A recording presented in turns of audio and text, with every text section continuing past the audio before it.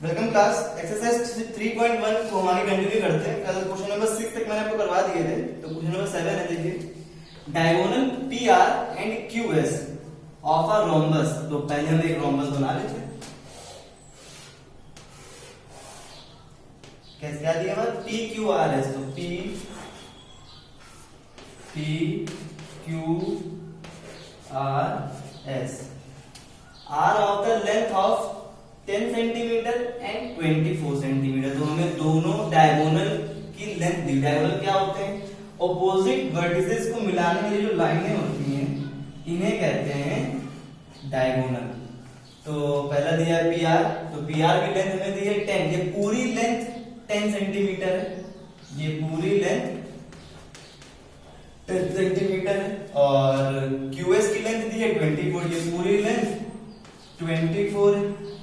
तो आप जानते हैं कि रोम्बस में जब डायगोनल आपस में मिलते हैं तो वो एक दूसरे को बाइसेक्ट करते हैं। क्या करते हैं? बाइसेक्ट। बाइसेक्ट का मतलब हाफ हाफ डिवाइड करते हैं। तो जो पी आर हमें 10 दिया हुआ है, वो एक्चुअल में यहाँ पे मिल रहे हैं, जिसको हम इस पॉइंट को O पॉइंट लेंगे। तो ये डिस्टेंस 5 है, ये डिस्टेंस 5 है, ये लेंथ 5 है। वैसे ही टोटल ये 24 है, तो ये लेंथ 12 है और ये लेंथ भी 12 है। और जो डायगोनल आपस में मिलते हैं जिस पॉइंट पे, वो हमेशा राइट एंगल में मिलते हैं, यानी 90 बनाते हैं। तो आई होप कि आपको दिखाई दे रहा होगा। पी ओ आर 5 दिया हुआ है, ओ पी 5 दिया हुआ है, ओ एस 12 दिया हुआ है, ओ आर 12 दिया हुआ है। तो जितना हमें दिया हुआ उतना हम लिख लेते। देखिए पहले हमने क्या दिया है, p r 10 centimeter and q s 24 centimeter. So यहां पे लिख देते हैं O is the mid point of t r and q s. तो O जो है इन सभी का मिड पॉइंट है, इस वजह से जो ओ आर है वो OP के इक्वल है, और ये टोटल PR/2 के इक्वल है, हाफ हाफ हो गए। तो ये हो जाएगा 10/2 5 सेंटीमीटर। ऐसे ही OS OQ के इक्वल है, और ये दोनों QS QS/2, it means 24/2 12 centimetre के इक्वल है। तो अभी जो हमने ये सॉल्व वही किया है जो हमने इस फिगर में बनाया हुआ है। इसको यहाँ पे नोट कर लीजिए, ताकि अब इसके आगे सब हो नहीं पाएगा। इसको रफ करके मैं फिर से आगे बताता हूँ। सिंपल सा है, सिर्फ हाफ हाफ डिवाइड करना है और वैल्यू लिख लेनी है। तो क्वेश्चन आप लोगों ने नोट कर लिया, मैं क्वेश्चन को रफ कर देता हूँ। हमें बताना क्या है? हमें बताना है कि उसकी साइड। अब आप जानते हैं कि ये सभी ये चार जो है राइट एंगल बन गए हैं, और राइट एंगल में हम जो है पाइथागोरस थ्योरम लगा सकते हैं। आप लोगों ने पढ़ा होगा, बाय पाइथागोरस थ्योरम। और किसी भी ट्रायंगल में लगा दीजिए, आ जाएगा। तो लिखते हैं इन ट्रायंगल SOR। सो आप जानते हैं ये बेस होता है जिसपे 90 एंगल बनता है, और जो 90 एंगल बनाती हुई लाइन होती है उसको परपेंडिकुलर कहते हैं, और परपेंडिकुलर के सामने वाली लाइन को हाइपोटेनस कहते हैं। तो पाइथागोरस थ्योरम हमेशा राइट एंगल ट्रायंगल में लगती है, और ये क्या होती है? ये होता है हाइपोटेनस का स्क्वायर, यानी कि h square is equal perpendicular square plus base square. तो हाइपोटेनस क्या है? RS है या SR है। RS का स्क्वायर इज इक्वल परपेंडिकुलर क्या दिया होगा हमें? परपेंडिकुलर क्या दिया होगा? परपेंडिकुलर दिया होगा हमें OR स्क्वायर प्लस बेस है OS का स्क्वायर। तो RS square is equal OR कितना दिया होगा? 5 centimetre square plus 12 centimetre square, 5 का स्क्वायर हो गया 25 सेंटीमीटर स्क्वायर, प्लस 12 का हो गया 144 सेंटीमीटर स्क्वायर। स्क्वायर जानते हैं, मल्टीप्लाई कर देते हैं 5 इंटू 5 25, 12 इंटू 12 144, ऐड करेंगे 169 सेंटीमीटर स्क्वायर। तो ये आर एस का स्क्वायर है। अभी इस चैप्टर के बाद आप स्क्वायर रूट पढ़ेंगे और स्क्वायर चैप्टर पढ़ेंगे तो आपको और अच्छे से समझ में आएगा। तो आर एस इज इक्वल, जब हम किसी एक साइड से स्क्वायर को हटाते हैं तो उसके ऑपोजिट साइड में स्क्वायर रूट लग जाता है। ये होता है स्क्वायर रूट। यहाँ से हमने स्क्वायर हटा दिया है, आर एस स्क्वायर से सिर्फ आर एस दिख रहा है। तो 169 सेंटीमीटर स्क्वायर पे स्क्वायर रूट लग जाएगा। और स्क्वायर रूट का मतलब 169 जो है किसका स्क्वायर रूट होता है 13 का। 13 का मतलब 13 की मल्टीप्लाई जब हम 13 से करते हैं तब 169 आता है। तो उसको हम लिख सकते हैं 13 सेंटीमीटर का होल स्क्वायर, और स्क्वायर से ये स्क्वायर रूट कैंसिल हो जाता है। तो ये हो जाएगा R S is equal 13 centimetre. और आप जानते हैं कि रोम्बस की सभी साइडें, चारों साइडें सेम लेंथ की होती हैं। तो रोम्बस की सभी साइडें चाहे वो आर एस हो, पी क्यू हो, क्यू आर हो, सबकी सब 13 सेंटीमीटर की होंगी। तो बस कुछ नहीं, बस इसमें से पाइथागोरस थ्योरम लगानी थी और यहाँ पे इन साइडों को हाफ ऑफ करना था, बाइसेक्ट करना था, जो आप लोग अब शायद समझ गए होंगे। तो इजी से सामने क्वेश्चन को नोट कर सकते हैं आप सभी।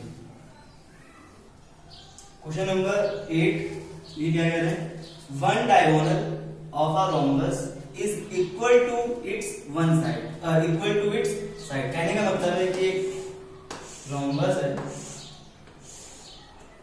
जानते हैं उसकी सभी साइडें इक्वल होती हैं, और उसका जो एक डायगोनल है वो भी इक्वल है इन सभी साइडों के।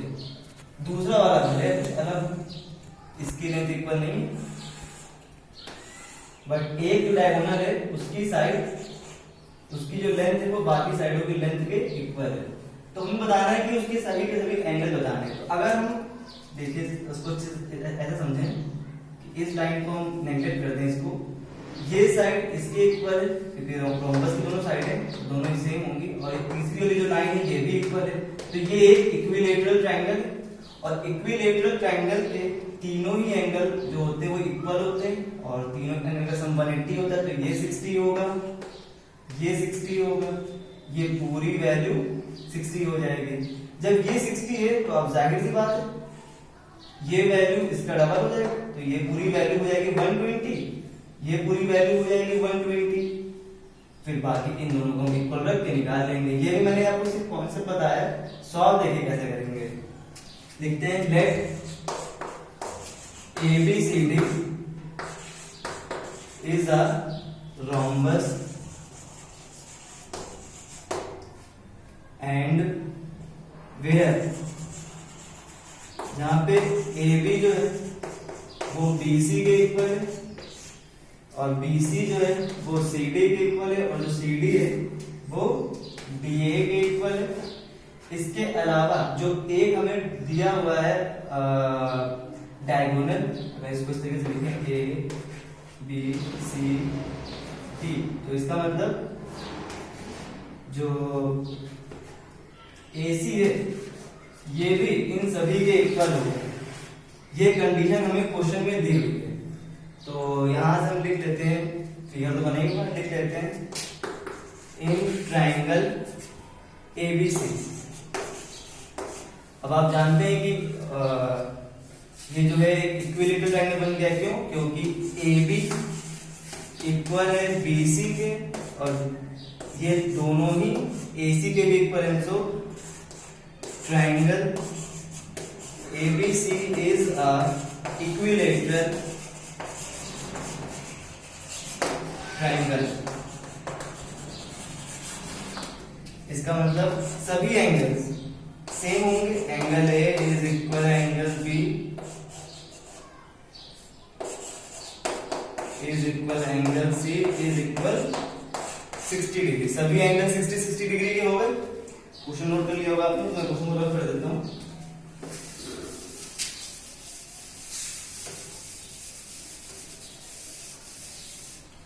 सभी एंगल 60 के हो गए।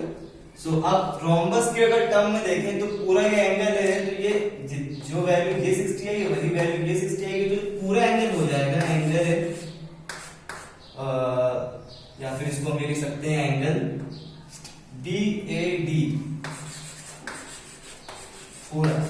तो ये हो जाएगा 2 into angle A, 2 into angle A की वैल्यू दी है 60, तो ये हो जाएगा 120। ऐसे ही